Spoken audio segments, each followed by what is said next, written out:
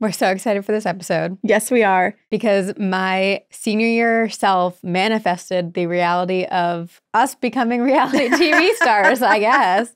And I feel like the weather today is celebrating this because it's August, but it feels like a crisp fall day, which is to us spooky season. And we got to do some spooky things with a spooky bad bitch. Whitney Way Thore from My Big Fat Fabulous Life. If you haven't watched, it's season 13, spooky number 13 of My Big Fat Fabulous Life on TLC. And yours truly, your two spooky ghouls, are on the show, which is wild. We're on a couple episodes. Whitney comes to Salem, or came to Salem, and we showed her a spooky time. And then the episode that comes out the same day that this episode comes out features Whitney here in the studio recording this very episode you're about to watch. So enjoy. And tune in to My Big Fat Fabulous Life on TLC.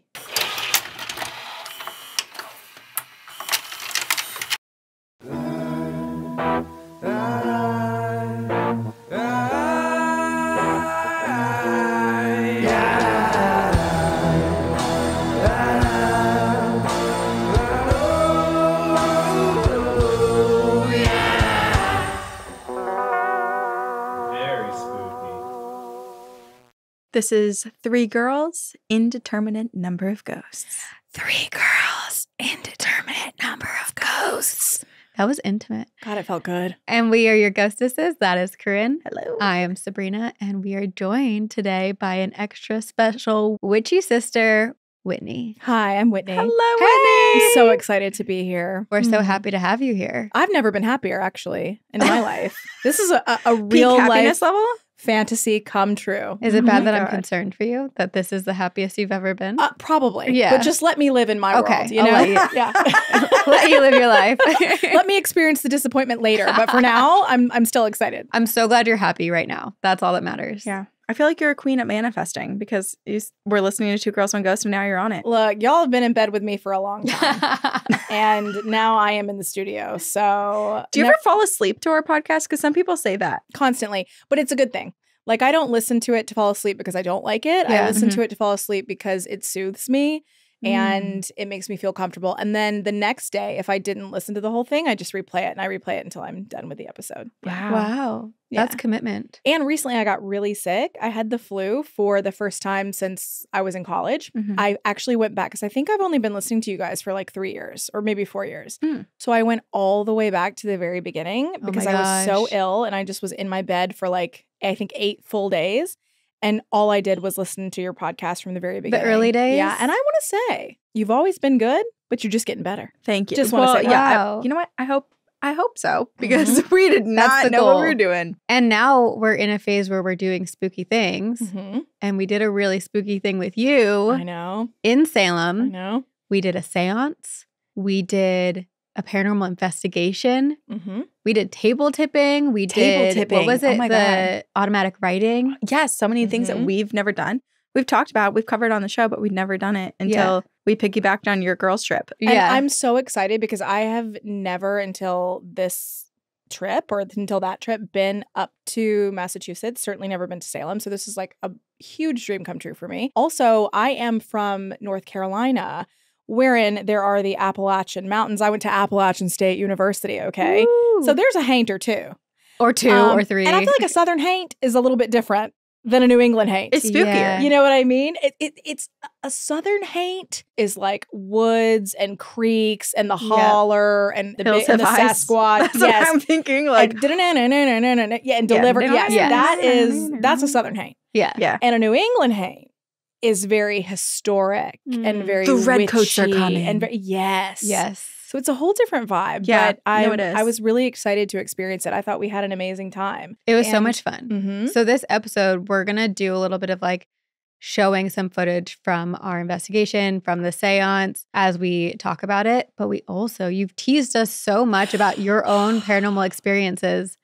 So we got to start there. Sabrina, I'm going to be honest with you. I definitely overpromised and I will now underdeliver. Because I don't have the audio. And you know, it's still a good story because you've told me before. I don't know that it's a good one. It's just like my only one. Well, I did have that under trampoline ghost who What? touched my ass Wait, once. what? Yeah, okay, I'll get to that. Okay, so yeah. Okay. Duh. And like you, I love like a sex ghost. I pray for an entity to enter my body. I want to penetrate me fully. I'm there with you. I need it so bad. Consensual penetration. And I'm telling you right now, Yeah. to any and all. Yeah. You have the okay. Okay, I feel like that's a risky thing to say though, given from where you're from, because it What? doesn't. I mean, like, I don't care Any if you're entities? a Wendy boy. I don't care if you're a Oh not my deer. I don't care if gosh. you're a flesh pedestrian. Okay, And I don't care. the not deer though, their limbs are kind of wonky. I don't really know. I think an antler might be fun. And oh my god, And what in the shape of water, Whitney? I don't care if you're a diamond. Oh my god. Get into it. This is a rated R episode for everyone who's Yeah. listening. And we should probably let everybody know if you want to see other footage of this. Of course, you can see this on My Big Fat Fabulous Life. Yes. Yeah, I don't know when that will air, and I don't know when this will air, but We'll try to air them around the same time. Yeah. And if people are watching on YouTube, you might also notice some cameras in the background Mhm. because we're filming. We have Garrett there. Garrett, Wave. a little wave. Little. Hi, Garrett. We've got Marlene. She is our staunch German engineer, and then we've got Trevor. He's the eye candy. Over by Sven. Yeah. Hi, Sven. Hi, big boy. He's a little bit worse for wear. Limbless. That's actually a mystery of this See that? office. Is we left him in here fully complete, Yeah. whole body. I didn't come back into the office for maybe a month or two. Suddenly broken in pieces. So what is disjointed. what is He left was of him severed. is hanging here. He was literally sitting in a chair. And then when I came back in, like post-maternity leave, he was in pieces. I His was like, lower what half happened? ran away. And I'm confusion mild to moderate about that because Me too. You know, but I say we let Sven live his best life. Who knows what he was getting into in here? He clearly didn't want his bottom half, didn't need it. Didn't need it. You know what? Or Life perhaps would be may- easier if I could just get rid of mine. Life would be easier. You need yours though if the you spirits wanna are be listening. yeah. And they're That's what I'm coming to saying. But penetrate. nobody's using it. It's just here for the taking. It's not being used. Well, you put it out there in the universe, and Yeah. I hope for you, Whitney, that really does happen for you. Me too. I hope Yeah. so too. You know, this is a quick trip back up here, but I thought to myself, like, I want to pick up an entity while I'm here and bring it back. You know what I mean? You have some opportunity, but you have ghost stories. Okay, so like I said, it's nobody get excited. However, when I was 10 years old, I did have a Michael Jackson haint. A lot of people want to be hainted by Michael Jackson, but very few actually are. So when I was, I think in 5th grade, I had a tape, and you guys are gonna have to really go back with me because I'm older than you. And some of our listeners here might be young, but back in the day, you had to like tape songs off the radio, Like right? cassette tapes. Or you We bought were it. there. We're the last, I think, of that group to do that. Okay, good. So you guys are still aware of that. Yes. Yeah. Okay, because I had an assistant who We were was the your transition age. to CDs. And I asked her once to go grab the Walkman that was in my office, and she literally had no idea what I was talking about. Anyway, Oh. shout out to Morgan. So I had this cassette tape that had been recorded from someone's CD, and it was the Michael Jackson Bad album, okay? And I listened to it all day long, all the time, and I just had a little boombox with, the one tape deck. And back then, if you wanted to record something on top of it, you had to hit play and record at the same time. And then Yep. you could like literally put your voice on it, right? Yep. So I listened to it constantly. I was so familiar with it. And I went to school one day, I'd been listening to it, came home. I played it again. I was listening to the song Bad. We all know this one, right? Yeah. Now Okay. you want to sing it for us? No. I lied. It wasn't bad. It was Beat It. I don't know why I saw that. So yeah, exactly. So I played it, and all of a sudden there was like a crackle and a voice came on, but it didn't totally come over top. Like you could still hear the music in the background, which back then that would have been impossible to do. Like you would have had to have been a sound engineer Right. to like know how to do that. And you hear this like breathy, scary voice, and she Ew. goes, "This is Annie." Just like that. This is Annie? It sounded to me like this is Annie. It's 2 breaths. This is Annie. And then full volume comes back. Okay. Oh, Right. So I immediately think that my brother has done it to fuck with me because he used to also like put with chalk, draw on the brick of the house like big footprints. Oh my And I was like, God. Bigfoot can't walk up walls. he might be Yeah, able to. we don't know. We don't know. So immediately I blame my brother, right? Mhm. Go to my parents. My parents are so mad at him because he's messed up my Michael Jackson tape. He's like about to get grounded. But then he like starts crying. Like, so once he starts crying, it's like, okay, he didn't do it, right? Mm-hmm. So that's the Michael Jackson hate. And for years, all the way until I was in high school when we moved to another house, I would play that tape for people. And I would always be so afraid that it would be gone, you know? And I'm like, no, I'm going to prove it to you. Here it is. But it was never gone. It was always there. And my mother, she was a creepy witch, okay? Her name was Babs. And we used to have Halloween parties and she would play it. And she used to like have to present herself to the children and be like, this is real. Because nobody believed me. She would pull out the Ouija board. No. Who's Annie? We'll never know. But Annie's clearly not okay. Bizarre. Mm-hmm. Yeah, the way that like the really breathy, it's almost like she was running to take an opportunity. This is Annie. Yeah. Mm-hmm. That's so spooky. She wanted me for something and I never gave it to her. Here I am like 30 years later and I just still don't know what she needed. But yeah. Annie, if you are with us, what if all of the lights went out? Do you know I never tried to contact Annie? Really? Well, what were you doing with the Ouija board then? Well, my mom and I had one Ouija board hanged. Some guy who had died and driven off a cliff. Oh my God. And I don't remember his name. And then one time we had a perfume haint and a cigar haint. And then I had the trampoline haint. Okay, I've had a few haints. I want to hear about the trampoline. Yeah, I want to booty. The trampoline haint, booty toucher. Yeah, well, when I was in middle school, we had a trampoline in the backyard, and my friend and I, we would be out there like late at night, sitting on the trampoline, just talking, and there would be something that would grab our butts from underneath.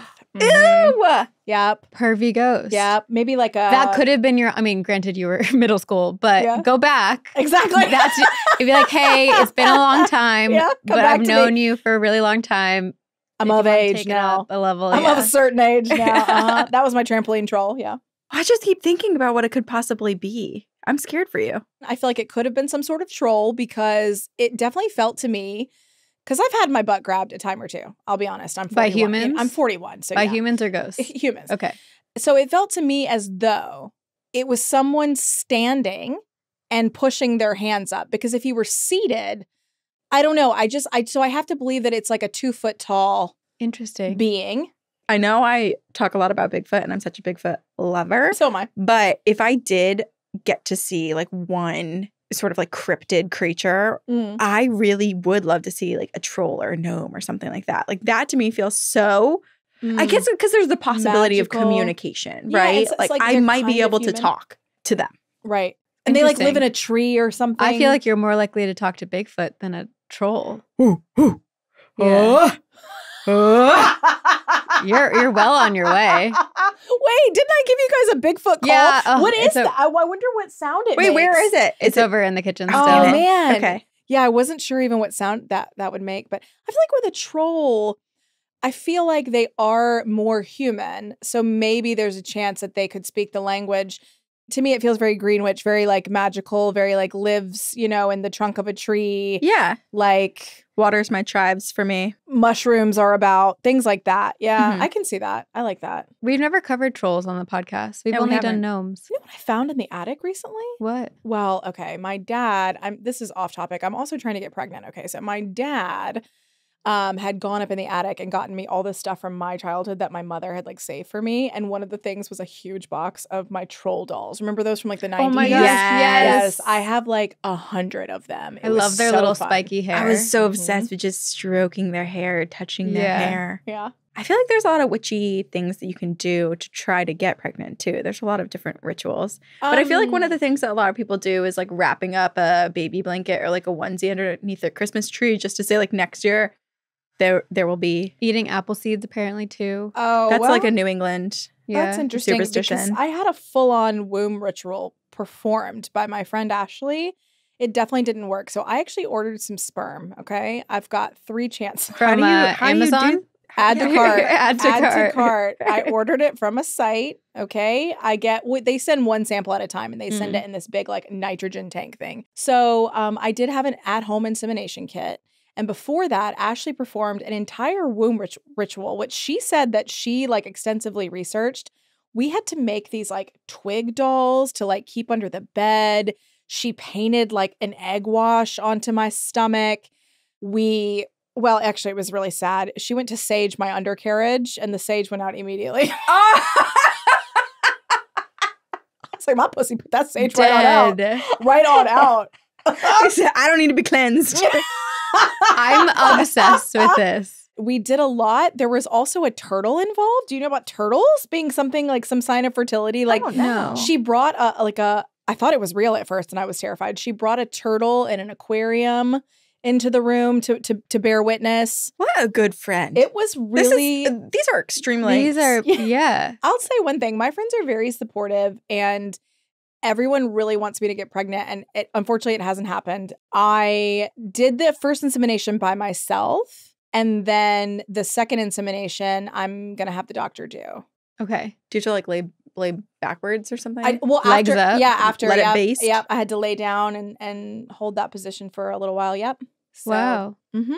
I'm really picturing it now. Yeah. Yeah. I'm glad you I can't get out of my head. Yeah. Wow. So, Well, we're wishing and hoping for you and sending all of our you. fertility magic your way. I know. I'm like racking my brain right now trying to think of all the different rituals and like things that we could do. You have like a weird gift. You had a husband.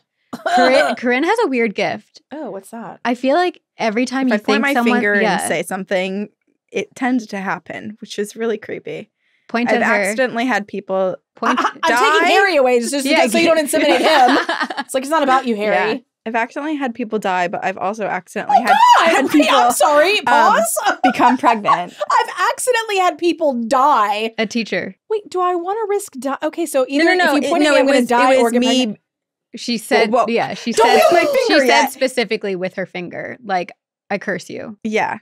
And my brother, same thing. The like one time he's done it, that person did also perish. So we were both like, You're whoa. joking. But you've also But like, then you've had it happen with pregnancies and stuff. Yes, with a few friends that have tried to get pregnant within like a few days of me being like, you're next. What are we Whitney waiting is for? womb out. Like, What are we? Okay, well, I can't do it under pressure. I'm just going to do it at some random point during this episode. Okay. I'm ready. Okay, I'll just be ready. I mean, I'll stay ready. I stay ready. Stay ready. Because I don't want to, like, I have to feel it. It has to, like, just be completely natural and come, and then I'll inseminate you. And come. It has to come. Okay. Yes. Yeah. You have to come. I'll come and I'll throw it at you. Right, okay. You have had a lot of paranormal experiences.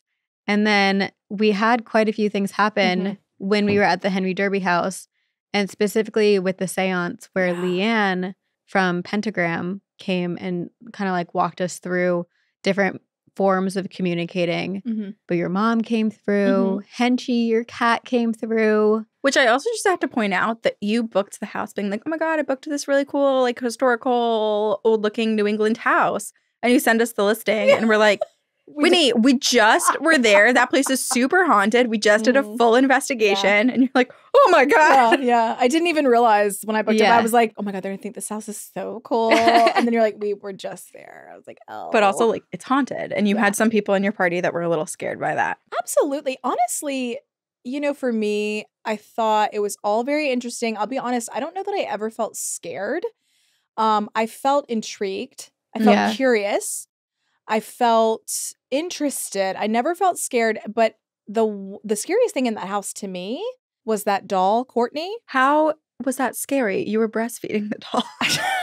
I feel like you felt super connected to and I did, the doll. and I did feel connected, but she wanted to creep me out at first. But then I felt that she needed to be breastfed. And this is a thing with me. So obviously I have not been a mother yet, but I have breastfeeding dreams. Sometimes it's an iguana hanging off the tit. Sometimes it's a dog. It's a ferret. You just don't know what it's going to be. What does that mean? Yeah, what does that mean? Where's Freud? Exactly. But usually the scary thing is, the reason I immediately breastfed Courtney is because in my dreams, what always happens is I like come to, like I'll just be going about my day somewhere and all of a sudden I'm like, well, holy crap, I have an infant that needs to be breastfed. And then I have to go in search of said infant, whether it's a ferret or a baby or whatever it is. And then I find it and I always think it's dead. And I put it to my teat and I encourage it to suckle.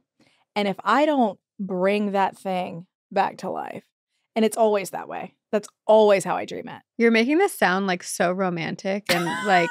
Wait, no, but this is turning into a horror movie. Like the pressure of... Okay, but to talk out of my ass, because I don't know anything about dream interpretation, but it does feel like it's a metaphor for how much energy you give to other people. I was thinking the same thing. Interesting. And you're constantly pouring into others. Interesting. Literally to the point where you're depleted, giving them life. And giving them your own resources. That's very interesting. I've never thought about it that way. I always took it, I guess, more literally because I've always wanted to be a mom, but then I have a lot of anxiety about being a mom. I'm sure, Corinne, you can probably relate to that. Like, unless you just think that you're just a great mom and you don't have any worries, well, then forget then you. fuck you. Yeah, exactly. Fuck you.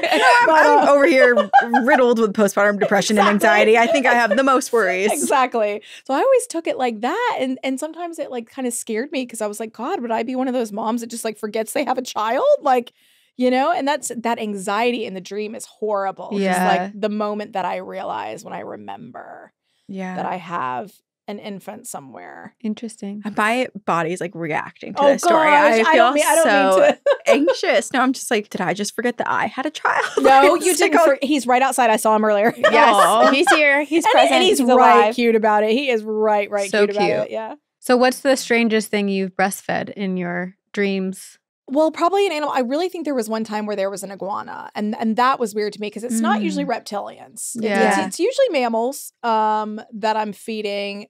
And I remember the iguana was just kind of hanging there. Like, I transported him. Like, Just he like- had mobile feeding. Like, he was Oh, wow. just- Feeding on the latched on. go. He was just dangling there. And you were hands-free? Yes, exactly, hands-free. That is a dream. It is really hard to just breastfeed on the go. Yeah, I'm sure it is. Wow. So, you know, I have actually very vivid dreams. I'm sure you guys have done some sort of dream episode, have you? We've done different like listener story About dreams. But no Or like where- interpretation. Because I remember once, I think these were encounters, but like where people would, there's a name for this, where they would meet in like a dream world. Like astral projection. yeah. Astral projecting, that kind of thing. But In the I've astral never astral plane. projected, but I have very vivid dreams, more than anyone I've ever met. I dream constantly, so many things. It's like a movie. Sometimes it's premonition. Like it's crazy. What Wait, like premonitions what? have you had? Okay, Yeah, give examples. This is the weirdest one this was the first one I remember ever having when I was younger. Okay. I had this dream. Like I said, I dream like movies. I mean, the details, it's crazy. And I was just looking at this cooler. I was kind of like on a bank. There was water in front of me. There was a big cooler and there was a big old fish, like a gutted fish laying on some ice, right? No idea what it meant. Just that image was with me. Not 2 days later, did I go with my brother to some like Boy Scout thing. And I walked over and looked down into this cooler and saw this big old gutted fish laying on that. It was exactly what I dreamed. Exactly. It's so interesting because that makes me think about time. Like, is everything existing all at once? Mm-hmm. And it was like less of a premonition. It was more of like you were living it already. I saw it like. Yeah. Did your mom have stuff like this? Oh, yeah. happen My too? mom was very psychic. Yeah. My mom was extremely psychic, just knowing things before they happened. And I was always the type like, you know, in school, for example, I just knew anytime I was going to be called on, I knew. Like every time I was like, oh, that's going to be me or whatever. And it always was. And she would use her powers. She was a good witch. She was kind of a bad witch. she would bring voodoo dolls to my soccer games, okay? No way! And my dad was president of the soccer association. Is my God.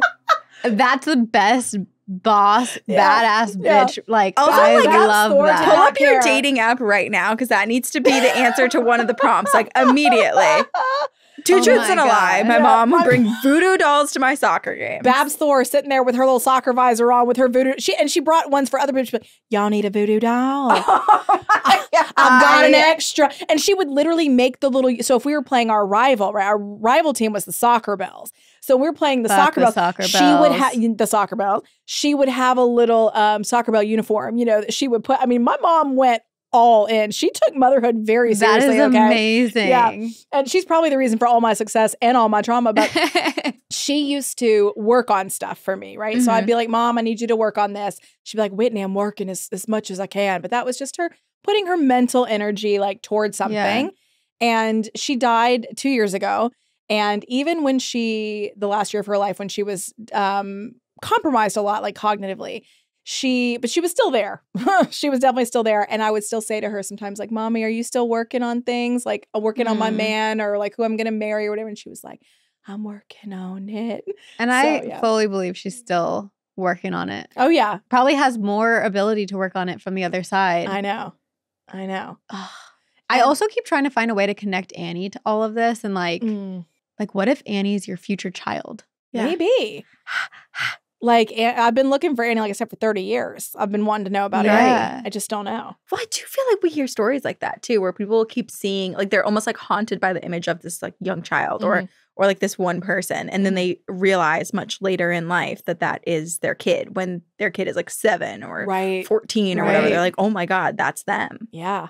And I just feel like, who knows? Because with me, my motherhood journey is still so wide open. Like, I could get accidentally pregnant, although I've been trying for a long time to do that. Never happened. But I could get accidentally pregnant. I could get inseminated. And then I looked into adoption years ago, but you know what they told me? What? They told me that I didn't fit the criteria because of my BMI, my depression diagnosis, and the fact that I was single. And I was like, if I wasn't single, fat, and crazy, I wouldn't need to adopt. Okay? Like, I would certainly have no problem. That's exactly why I'm here, see? So adoption might be difficult for me, but it's definitely something I've always considered that. And when I lived in Korea in my early 20s, adoption, this is about 15 years ago, so adoption was still really stigmatized there. And I always thought I would love to adopt a Korean baby. But I went on that website and they won't let me adopt their babies either. What the fuck? That's so crazy. Yeah, no. I'm sorry. Yeah. Yeah. Especially when you like look at, like, there's no tests for parents. Like, yeah. And it's interesting. Also, many of us are very medicated for all the same things. Certainly. And with the BMI thing, they just check the BMI, but they're not looking at, okay, but do you have high blood pressure? Do you have some like chronic illness? Like, are you not going to be around for, they're not checking any of that. Jeez. They're only checking the BMI. So you could have like all these health problems and be thin. And they're like, yeah, cool, we'll give you a baby. Which is so wild. And BMI is also ridiculous too. Of course. Yeah. Those are fake numbers. They don't numbers. actually indicate the right. But you know what? I always say that this is like the greatest thing is to be up high on those charts, because if anyone tried to kidnap us, I'm like, I know that I would have a few seconds where they're struggling, where I could make some extra moves, right? You know, if we were in the Dolokhov Pass incident or anything like that, we're in Siberia, we're in a plane crash, I'm going to live off this fat for a long time. But see, then I also feel like, I got to learn some self-defense, because they would absolutely be trying to murder me first, because they could all eat me. Who wants to read something really crazy? Because I'm about to let you see something. Okay. So, you know, I've been on television for over a decade now, right? I just get the strangest messages from people. And this, I promise this relates. Who wants to read it? Did they want to eat your toe? This is the message that I got yesterday. Oh, no. Please go ahead. We could do a whole segment on... No, go ahead, read it. Hello, Miss Whitney Thore. I am an 18-year-old boy who has dreamed since childhood that my flesh would be roasted and you would eat me. I would like to be your food, and you would eat me. I ask you not to give up on my offer, because I have sweet and delicious flesh. If you accept my offer, let me know so that my long-standing wish may come true. Y'all, and I have gotten some weird shit in life. Oh that is the weirdest. Yeah. But this is like a thing where it goes beyond fetishes. Like, people have actually like signed up and died this way. I know. You know, the cannibals. Japanese guy? Yeah. There's a German one too, where like Craigslist. He's 18. I know that one. 18 years old. 18, and he wants to be eaten by you, Whitney. I feel sick. Isn't it gross? That's quite the honor. So gross. Of all people, he chose you. Usually, I feel like usually people want to eat me. So I was like, well, this is a better... This is a role reversal. Yeah, I prefer this. Yeah.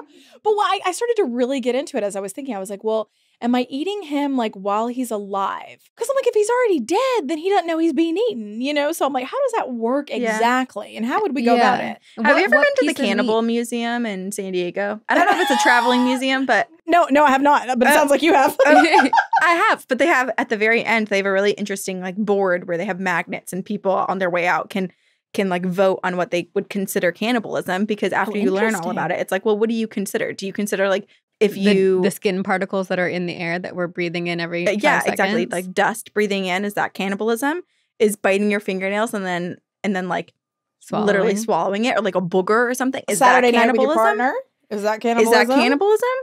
Right, exactly. So it is an interesting, like, what's the line? Because if it's just truly defined, I think the line by, like, is literally severing off someone's body part, right, and cooking it up on a nice skillet or a barbecue and ingesting it. I would say, to me, it's got to be something about the body part literally becoming unattached from the body. Like that's a different ball game. Like if I'm licking your face, that's one thing. If I have your thumb in my mouth, we're in a different. Yeah, I don't want to. Your severed thumb, right? You're severed. Some people like a thumb sucking. You know, I cannot relate at all to cannibalism, but what I can relate to is like I could see myself being that lady who like wore diapers, chopped off a penis, and then like drove 12 hours straight and chucked it out the window. Sorry, what? Like, okay, I can see that too. To be honest, I've listened to your podcast for a long time, and that was the funniest, most shocking thing I've ever heard. Like, I know you guys well enough from listening to you. I know where you're going with it. That was a curveball. I was unawares. That took me by surprise.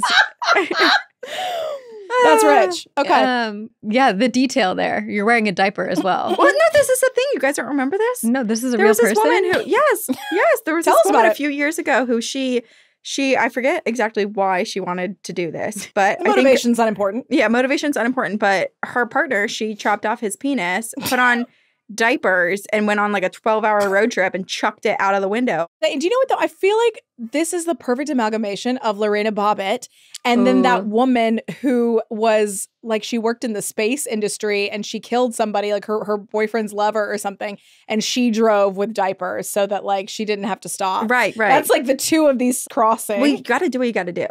Where's your husband at? Yeah, right.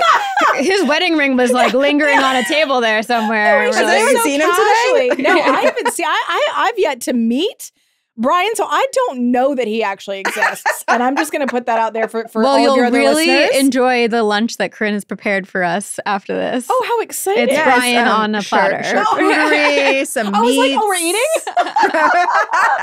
Oh, God. Some tartare. Yeah. Wow. How did we get here? I don't know, but we do need to go back to, let's talk about what actually happened when we were at. Yes. So let's talk about the seance a little bit more. Mm-hmm. Okay. At the Henry Derby house, which is where you and some of your girlfriends were staying. Mm-hmm. Sabrina and I came. Crashed the party. With some witchy Salem people. Yeah. We were super happy about it. It was really fun.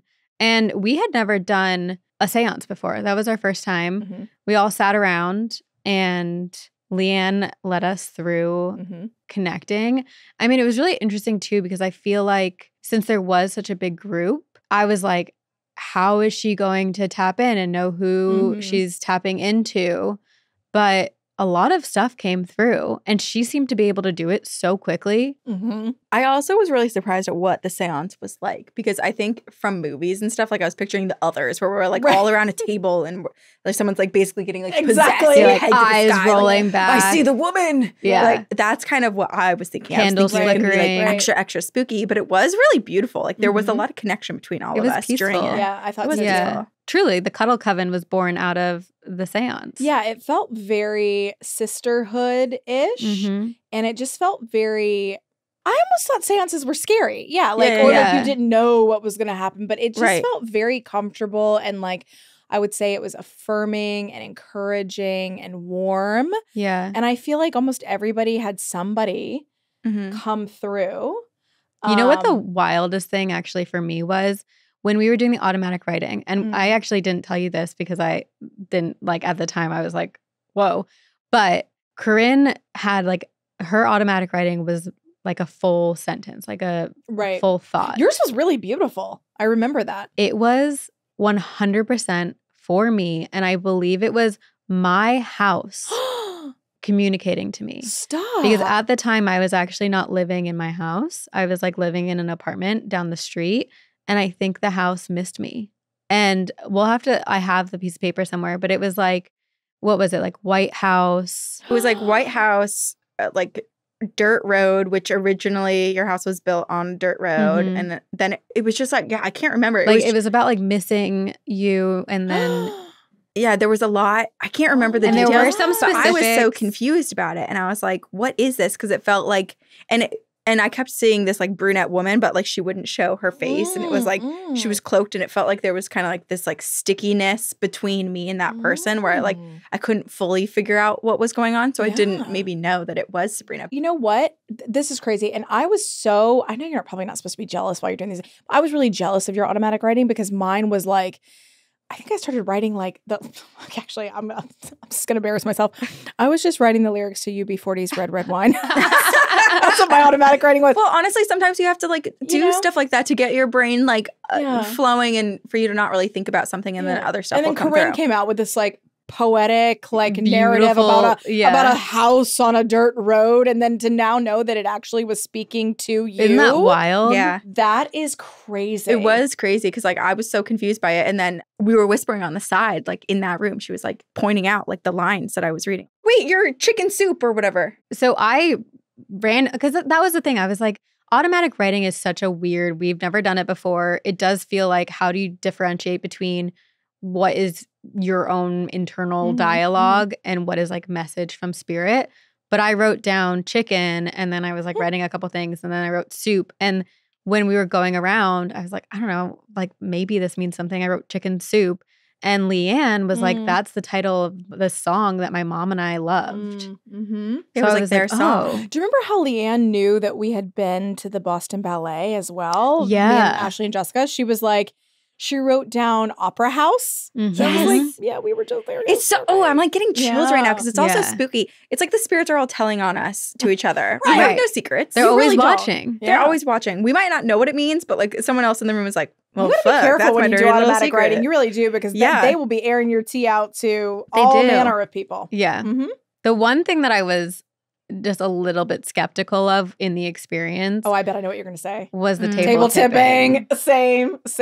And it just happened so fast. It was so fast. And like Corinne and I were at the one end of the table, and it was the only end of the table that wasn't really lifting. And Corinne and I looked at each other as it was happening. We're like, I don't know. And we've had that experience a lot with like Ouija board and stuff where it's like the two of us there, it doesn't move. And then one other person's hand is on, and then all of a sudden it's moving. And we're like, That's how I felt. It didn't feel like anything was happening to me. Or I was like, something's doing this, but it's not me. Like, what is happening? Yeah. Well, and we did bring it up to some other spooky people in the community where we were like, we witnessed our first table tipping, but we were not sure what to think of the experience.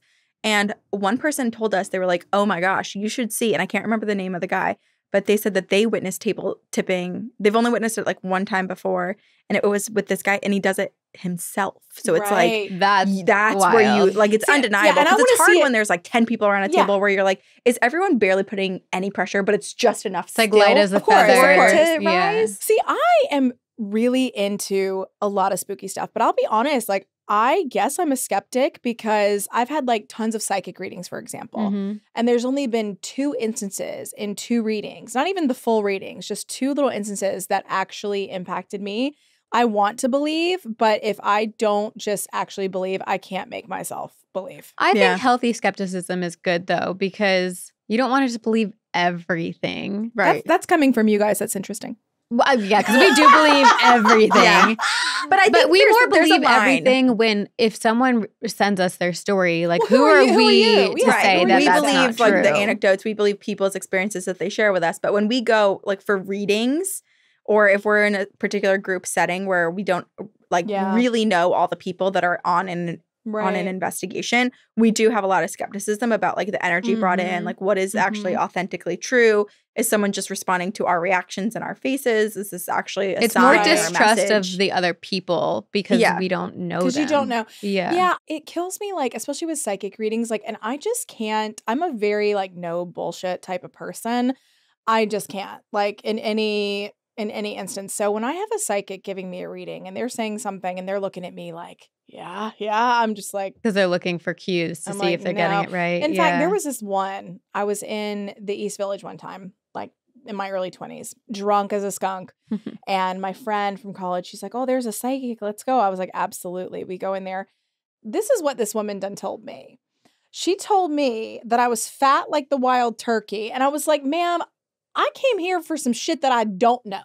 You know, I have a mirror and I don't need you to tell me. Also, like, what part does that, like, what does that serve? What is that? What does that mean? I was like, and yes, I am. And then she told me that she was like, when you make your pasta, don't put too much butter in it. And I was all right, well, fuck you, man. Okay, girl. Jesus. Like, and I paid for this. I paid for this advice, right? I have had psychics tell me the most ridiculous things, but I do have a kind of a cool one.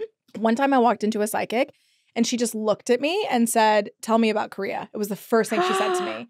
And she had no way of knowing that I lived in Korea for 5 years. That's crazy specific. Yeah. And then the rest of the reading wasn't that good. But then I had another one with my mom, actually. And we did it for the show. I actually don't remember if it ever aired. This would have been season 2, I think. So I don't know if it aired or not, but we did shoot it. But she was giving my mom a reading, but she was describing me. She was saying, you have a future in public speaking. You're writing a book. And I was like, okay, well, she's literally just describing me. So when she was done, she was like, does any of that resonate? And we said, well, no, it actually sounded like it was me. And she said, well, sometimes that happens. The energy gets like confused. You're right next to each other. So then we wrapped and the crew's leaving and everything. And my mom and I are in the car. And all of a sudden she comes out to the car and she goes, who's Peggy? And I was like, don't nobody know nobody named Peggy? But then my mom was like, oh, that's my mom. And I was like, Mom, your mom's name was Margaret. But apparently Peggy is I had no idea. I didn't know my grandmother. She died when I was like 2 or 3. Had no idea anyone ever called her Peggy. Had no clue. So she said, oh, that's my mom. And she said, well, your mom wants you to know that she is here. She didn't want to come out with the camera. She is here and she's very proud of you.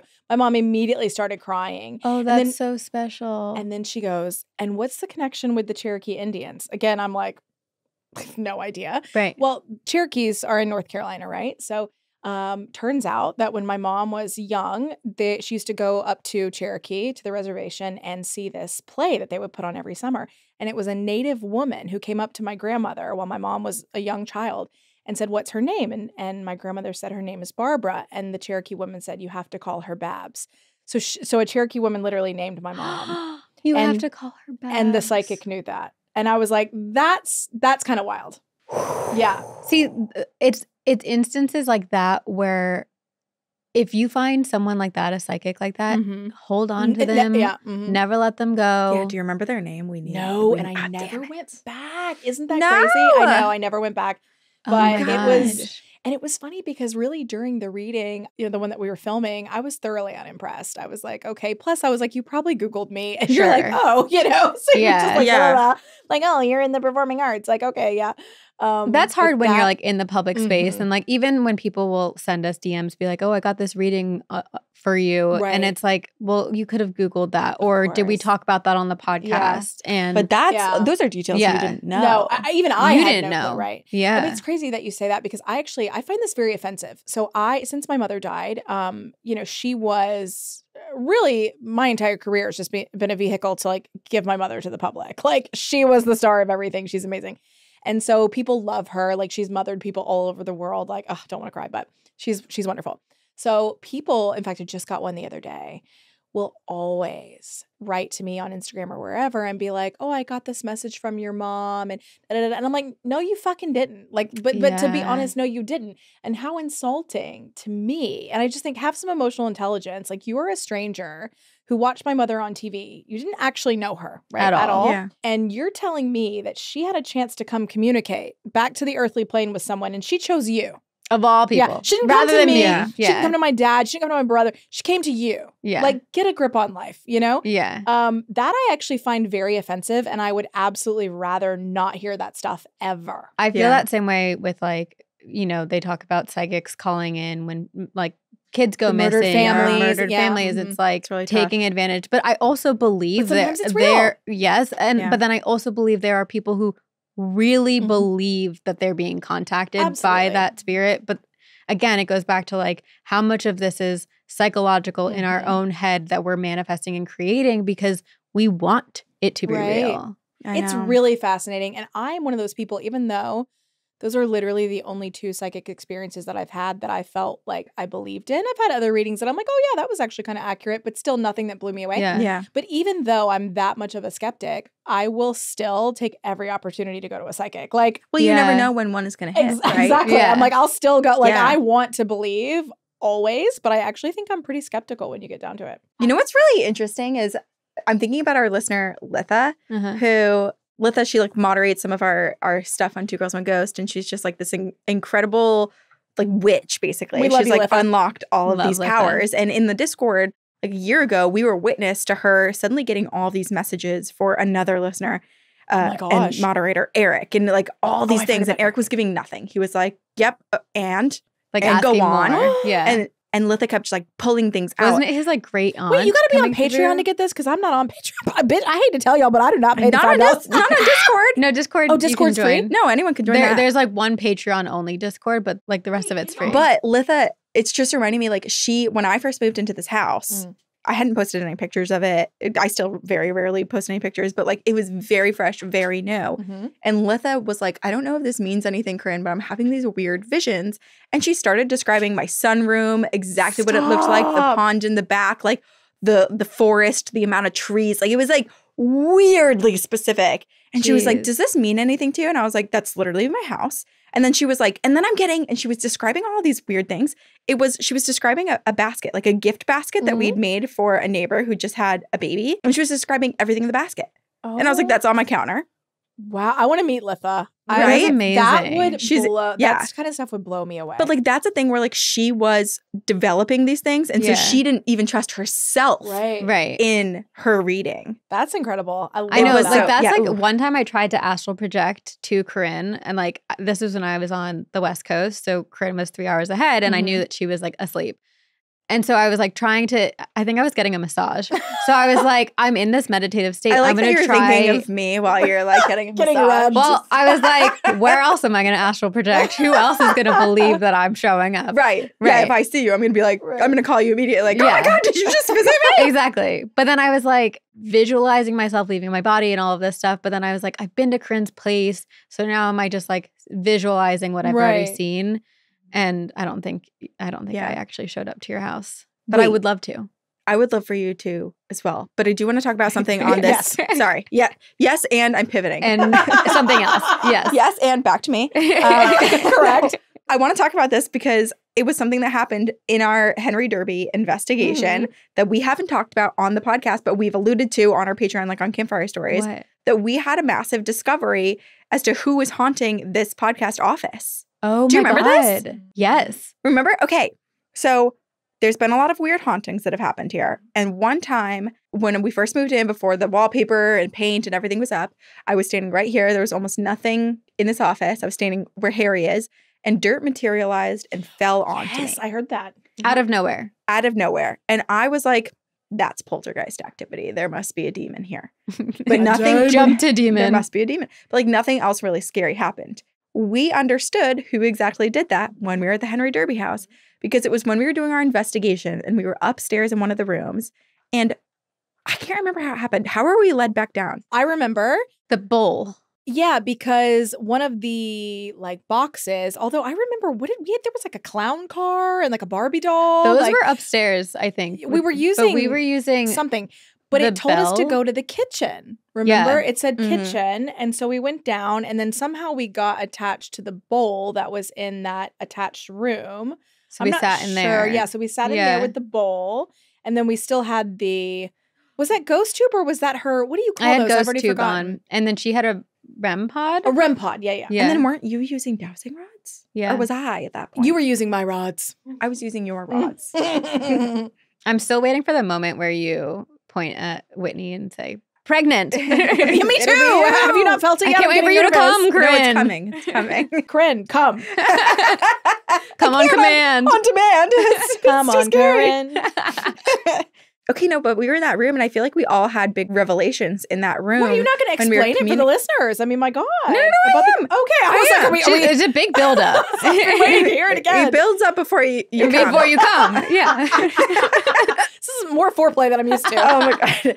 But when we were using all these communicative tools, we were asking questions like, are you here to talk to someone in this room? And it said yes. And we went through everyone and then it said yes to me. And then we said, are you a relative of mine? No. Do I know you? No. And then someone, maybe it was like one of the investigators that was with us, thought to ask the question, is this someone from a previous investigation, somewhere that Corinne has previously been?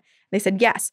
We went through every single place. The very last place we offered up was the Conjuring House and immediately went, yes. And then that's when I was like, are you Bob? And it said no. And then it's like, are you Peter? And Peter was the ghost at the Conjuring House that I was vibing with. Me and Peter, possible flirtation. Exactly. So the story is we were sitting in the Conjuring House with Greg and Dana, and we were just like chatting with the spirit box and trying to get to know the ghosts of the house.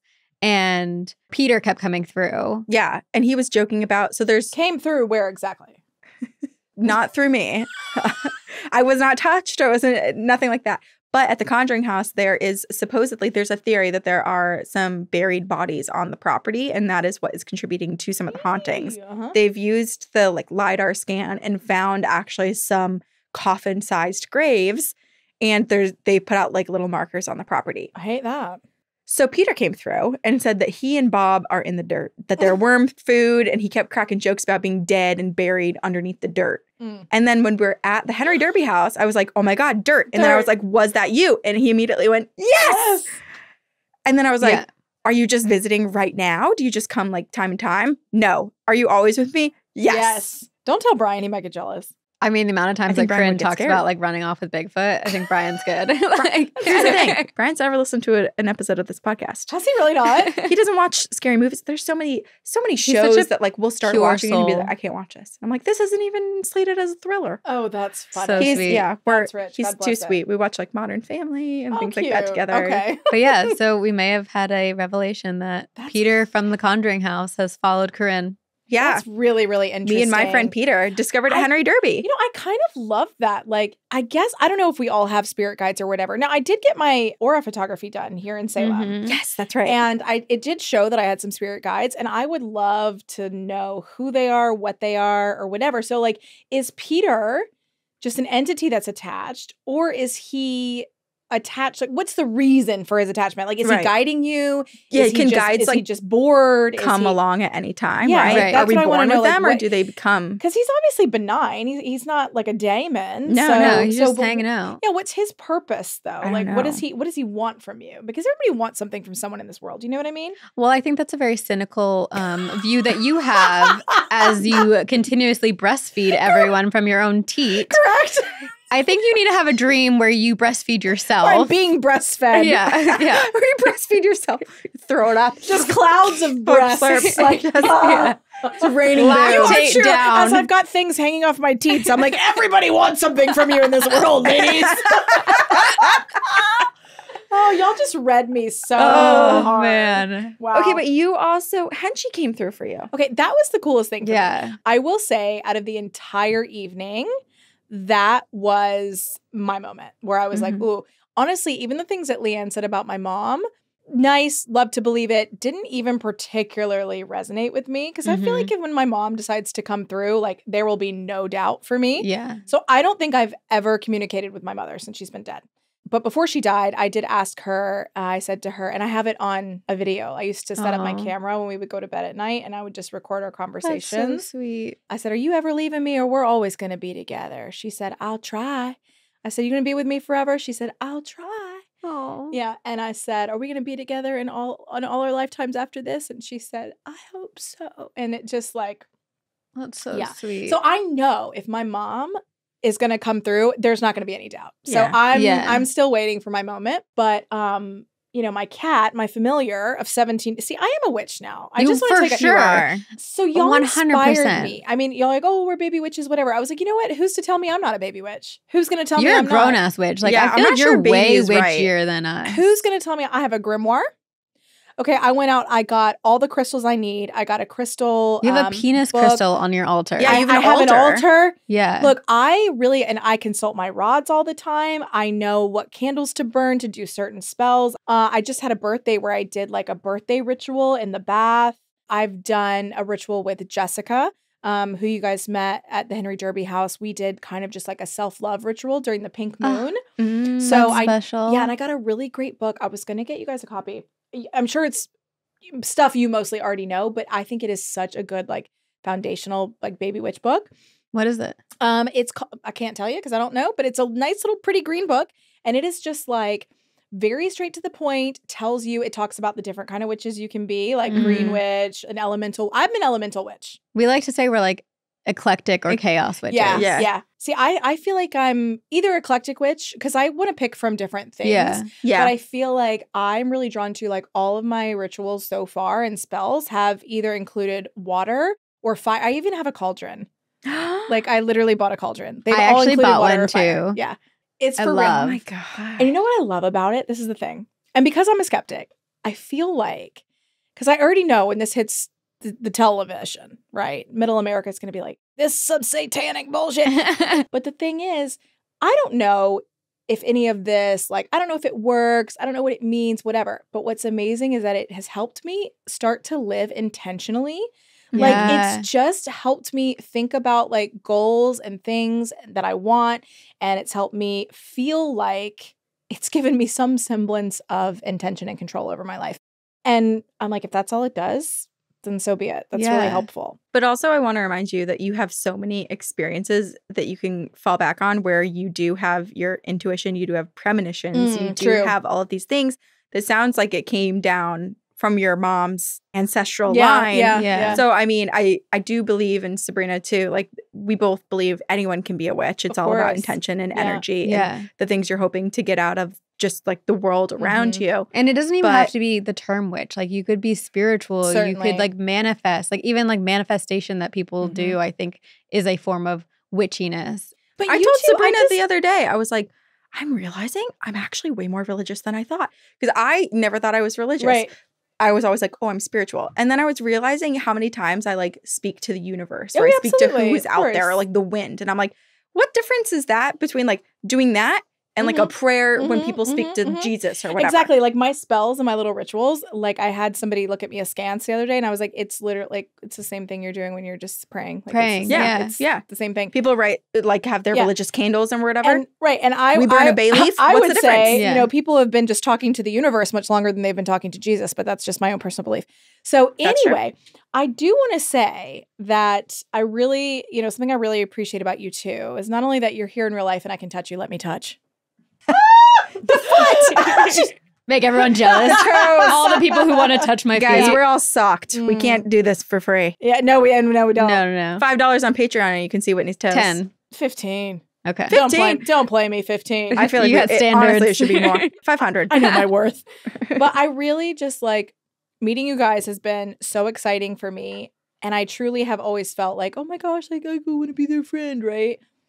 But I know you manifested it. I know I really did, and it's really real. And I feel like we really like each other. We do. I got nervous. I was like, and you really like me. I was like, no, let me not say that. just in case they don't. You start manifesting that now too, and it might be true. Might be true. But it's really wonderful. I feel like you guys have given me like friendship and excitement, and I'm definitely just like kind of, I want to say I'm coming out of a midlife crisis, but I don't really know if I'm on the way out, but I'm in the midst of a midlife crisis, definitely. Well, you did say that this is the happiest you've ever been right now in this moment. Yeah, and it is. Sounds like you're on the up and up. And it feels like you had a late Saturn return almost. Yeah. Well, no, but I had my Saturn return too, because 10 years ago is when I started television and when I like self-actualized really quickly and kind of found my purpose in life. So I definitely had my Saturn return. But meeting you guys has rejuvenated me. It's made me more in touch with myself. It's made me more curious. It's made me more interested and more able to see the magic in the world. It's given me Whitney, some excitement and some hope, and just thinking for the future, thinking like my future is not written yet and it can be whatever I want it to be. You're literally breastfeeding us right now. I know. And I'm horrible at taking compliments. Yeah. So I flowing am out of my nipples uncomfortably suckling. You know, suckle, bitch. What? And it's like, you know, what does my future hold? Will I move up here? I don't know. You know, I hope you do. Can We I hope you could. do. Who's going to tell me I can't? Who's going to tell me I can't? Exactly. Who's going to tell me I can't? You Well, know? I'm going to say this one thing. You came up already once. We called you and said, do you want to come up again? You didn't really question it. You just immediately got on a plane. Here I am. I feel like you were really vibing with this area, and there's very little getting in the way of you spending time here. That's true. It doesn't have to be permanent. Yeah. Well, I mean, my life, honestly, like I'm going through a lot of changes. My body's changing. My body is changing, actually. But I am going through a lot of changes. And I just have really been stuck in this rut that like, oh, I'm 40 and this is what my life is. And I'm like, you know, bitch, I got half my life still to do. You really do. I mean, why am I feeling so boxed in? Like, I'm one of the only people I think in my friend group that has ever left Greensboro. Like I obviously left for college, left to Korea, and you know, I travel extensively and stuff like that. And I just really feel like I've been missing that a lot. And I want to get back to it. But you always have a place to stay at either of ours. Yeah. If you don't end up getting a condo, but you... Stop! Sabrina's already decided I'm getting a condo. Look, Yeah. I made one comment that I looked at something on the internet and now I'm getting a condo. And we latch onto it. Can I also tell you a historical fact, please, that can contribute to? I feel like this is maybe where you might be in your own headspace, but back in the 1800s, like late 1800s, a lot of women would be. This is going to sound bad in the beginning because it's like, you know, when people would experience these sort of like crises or like trying to understand like their place in the world. And they would be sent to like a psychiatric facility. Okay, yeah. But these women were sent to this place in Marblehead, Massachusetts, which is where Sabrina is to now like residing. Find themselves and like come back to life. And they would walk on the beach in the fresh sea air and they would create pottery. And there's all of this like Marblehead pottery that people still find washed on to shore. And that's from the Crazy Women? Yeah. I'm obsessed. But it's like the most healing place ever to just be here and just like absorb the energy, absorb the sea. And it's something that people have been doing here for hundreds of years. There is something about it because I, you know, actually have never felt super connected to the South. I mean, I technically am a Southern woman, I guess, but everything that's like very Southern, like having that kind of like part of your identity, I've never identify with that. I mean, I drink sweet tea and I say y'all. You know what I mean? And haint. Yeah.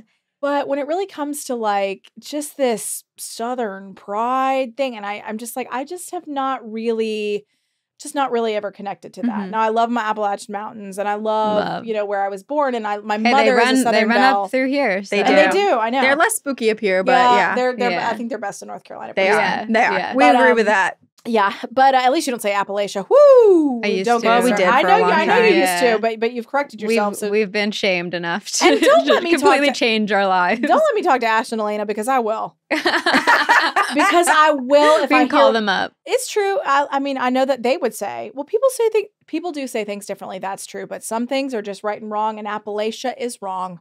And I'll say it to their face. I'll say it to their face. I'll say Appalachia now, but just know that internally. I'm saying it wrong, but for everyone else. Same. Well, oh my God, we didn't even talk about Henchie. So Henchie, my familiar. Oh, this is the thing. I feel like we could all just like talk in circles constantly for hours and hours. Well, it's because I called Henchie my familiar, and then I had to talk about how I was a witch, and 15 minutes later, how much you loved us. And sorry. I had to back to you. Cheats away. Go back to Henchie. Back to Henchie. No, that was the most impactful thing for me. So like I said, I'm still waiting to hear from my dead mother, but my dead cat definitely came through. Multiple times. Multiple times. The seance and at the paranormal investigation portion. But my favorite thing was when he came in on the ghost tube. And what to me, it's like he only came in and said that when I was asking about it. Like, I didn't say cat. No. I never said anything about cat or like animal or anything. Yeah. And all of a sudden, I loved the first time cat. And then the second time, I feel like he kind of interjected like cat. Like, hey, pay attention. Cat. And it's wild because only in that one room. We have also been to the Henry Derby house. We've done a paranormal investigation there prior to this trip with you. And there was no cat. No cat. There were like none of the things that we experienced with Leanne in our investigation did we experience when we were there with Kaylin prior. It's really interesting to me. Hearing from Henchie made me feel so good. And I've got this other cat lined up. I was supposed to have him already. His name's Machete. And he's just the sweetest little thing. He's so cute. Is he one of the orange cats? Yes, he's an orange Persian and he's so cute about it. But he's so cute about being him. Yes. But he has been a little bit late on his vaccine, so I'm not able to get him yet. I already know we're going to be backed up on the schedule, but I believe, didn't we ask if like Machete could be Henchie reincarnated? I feel like, I want to say that the answer was, well, hold on, because Leanne said something. Oh, that Henchie was with my mom, which I can believe. Yeah, yes, that I do believe. Yeah. But then there was something, I want to say that either Henchie approved. Maybe it was that I definitely remember the approval. I think we were told no, that it was a reincarnation, but that it was an approved. Like it was him like bringing him to you. And I needed that because I have 2 cats that were mistakes. And I'll say it right now and I'll say it to their face. They are, I mean, I don't want them to die, okay? I don't want them to. You just didn't have the same connection. I don't want them to run out into traffic, but they are very insecurely attached. The bond is not secure with them, okay? Yeah. So really, I do nothing but feed them, take care of them, give them medical care, and they really give me absolutely nothing. One of them lives upstairs in the attic with my roommate Todd and like literally doesn't even look at me. So I thought to myself, if I get another cat, which I've got this Machete lined up, and if he's not right, like if he doesn't love, Like, what am I going to do? Because you never know with a cat. Yeah. You just don't know until you know. Yeah. And if you knew him, you know, but you don't know until you know. Yeah. So I was very nervous. So to get Henchie's approval on Machete made me feel good. I can't wait to meet Machete. Oh my gosh. So cute. Well, Corinne can't. Look at Corinne's like, I'll FaceTime in. Yeah. You know, that's my only, this really speaks to how much I like you, Corinne. It's not like I don't like cats. I'm literally allergic. But you can't. I know. My breathing stops. They kill me. It's anaphylaxis. I understand that. Right. But I'm just saying the fact that I would even fool with you. Because why would I have a friend who can't be with me and a cat? Why would I have a friend who might go into anaphylaxis if she touches my sweater? Why would I even put myself through it only for Corinne? You're known for your allergies, aren't you? Something's allergic to everything. Wheat. Avocado, weed. Oh, marijuana. Are you the biggest nerd? You're allergic to marijuana. Did you know in middle school where they come in and they're like, people die when they smoke weed, and you're like, okay, whatever, trying to scare me. No, I'm literally allergic to the marijuana I will plant. say one of the scariest encounters I had with Corinne was when we took edibles. And why did you do that? Well, I tried smoking weed like 10 times before realizing I was definitely very allergic. And one of them wasn't smoking; it was taking an edible. And I could not get you off the floor. I fainted. Yeah. And I heard people coming for us. It was very scary. You had a faint night. Yeah. Truly, a faint night. Well, and then like years later, after the shame of not being able to even like smoke weed, I like mentioned it at my parents' house. And my brother goes, oh yeah, I also can't smoke weed. He's like, if people smoke it around me, my throat starts to close up. Oh my gosh. So yeah, we're lucky that we live in the time that we do because natural selection was coming for us. And it tests us every single day. Do you know I think about that because I'm legally blind, right? I had 20/20 vision, I think, until I was about 10. And then all of a sudden it started to go downhill. And I think about that all the time because I sleep in I wear my contacts for like 8 months, 9 months at a time without ever taking them out.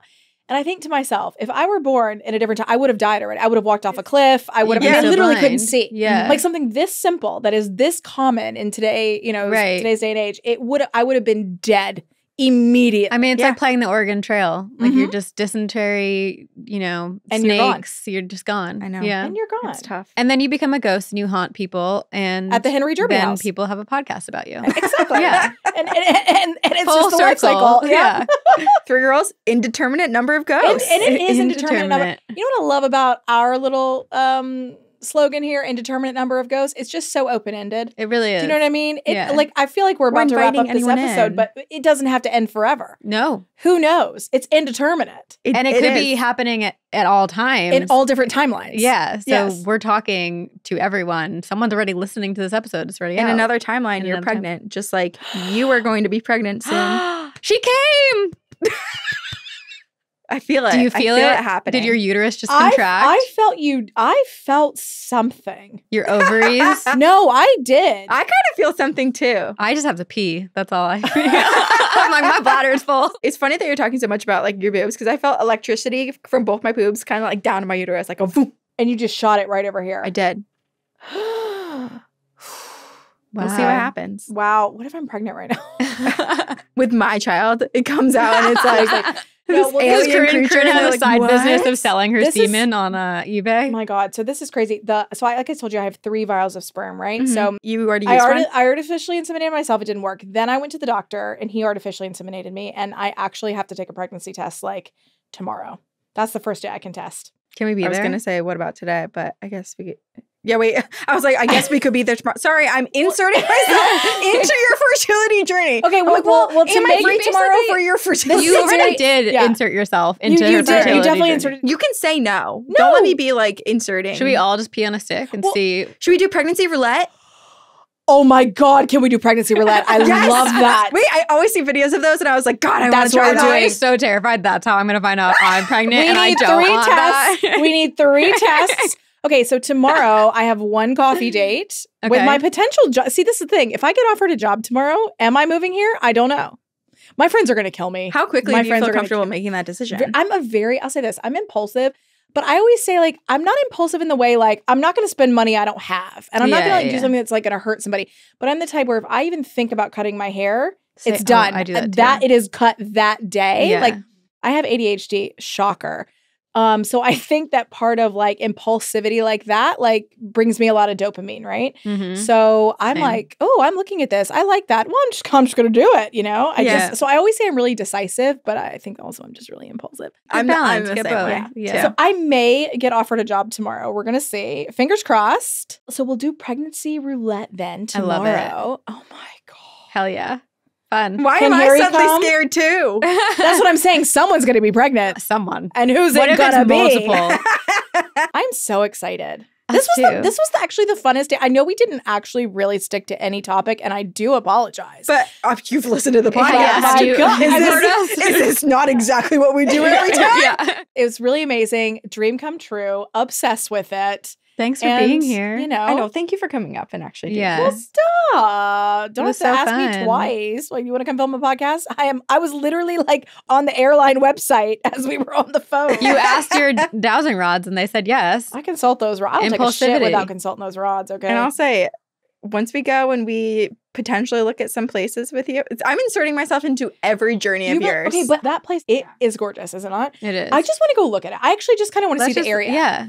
But if we go, we ought to look at like 2 other places. Okay. And probably places that are more in my price range than that place. Marblehead, where I live, and in my house, I have a guest bedroom if you want to come move in. Correct. And it's also on the water. And do pottery and reinvent myself. There is a weird healing energy here, right? There is. There's something in the air. Yeah. Well, now that we did the intro together, Oh my we God, can the also outro. do the outro. Okay. But thank you so much for being on our show. So We much love you, for having Whitney. me. I said we love you, me and all my familiars and my You altars. and your love teats. you. We love you. We love you. And where can people find you? Oh, well, my television show is My Big Fat Fabulous Life. So what you're listening to right now will be airing on season 13. So if you've never Spooky seen number the show, 13. if you've never seen the show, you have a little bit of time to catch up. 13 seasons or 12, I guess. You can find me on Instagram at Whitney Way Thore. And that's pretty much all I do because I'm too old for TikTok. I love it. Well, thank you. We love you. Thank you. Love We you. love you. And we will see you on the other side.